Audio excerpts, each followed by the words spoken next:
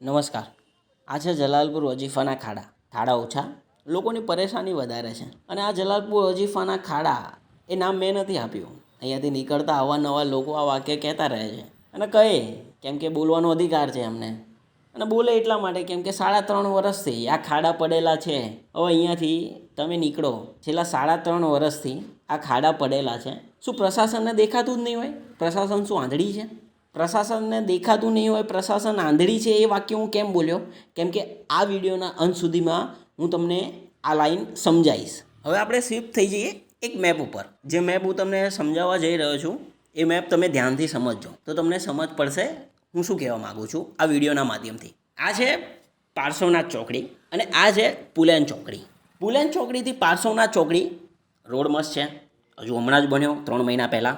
અને બને છે કેમ કે અવારનવાર પ્રશાસન ત્યાંથી જ પસાર કરે. જ્યાં પ્રશાસનને પસાર કરવાનું હોય, જ્યાંથી પ્રશાસન પસાર થાય ત્યાં રોડ કેવા હોય એ તમે જોઈ શકો છો, સારા જ હોય. અને જ્યાંથી પ્રશાસનને પસાર થવાનું જ નથી એ રોડ તમે જોઈ શકો છો, જે છેલ્લા 3.5 વર્ષથી જલાલપુર વજીફાનો રોડ, જેનું નામ હાલમાં છે જલાલપુર વજીફાના ખાડા. આમાં હજુ પણ એક ટ્વિસ્ટ છે જે હું તમને વિઝ્યુઅલના માધ્યમથી બતાવવા જઈ રહ્યો છું. ધ્યાનથી સમજજો, મજા આવશે.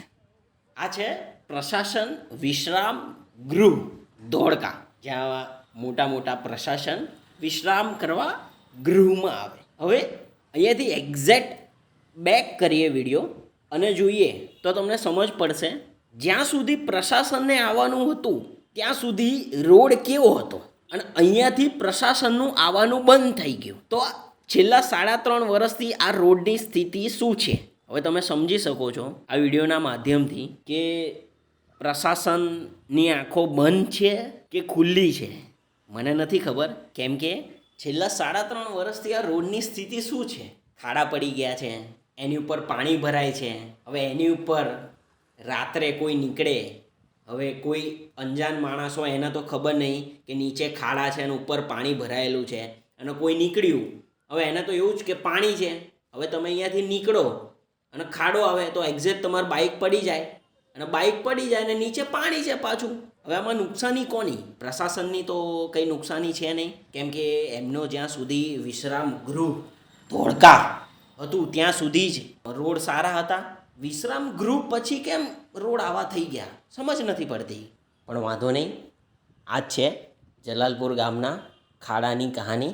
આપણે જલ્દીથી એક નવા વિડીયો સાથે મળીશું, જેમાં જલાલપુર વજીફામાં પાણીની સમસ્યા છે તે પ્રશાસનને આગ્રહ કરીશું કે પાણીના લીધે પણ આ બીજું વર્ષ છે. પહેલા વર્ષે તો પ્રશાસને કંઈ કર્યું નહીં એટલે જ પાણી પાછું ભરાયું. પાછો આગ્રહ કરીશું. આ બીજું વર્ષ છે જે પાણી ભરાય છે, તો આના પછીના વિડીયોમાં આપણે એનું ડિસ્કશન કરીશું. વિડીયો જોવા માટે આભાર. ખાડાથી બચો, ધ્યાન રાખો.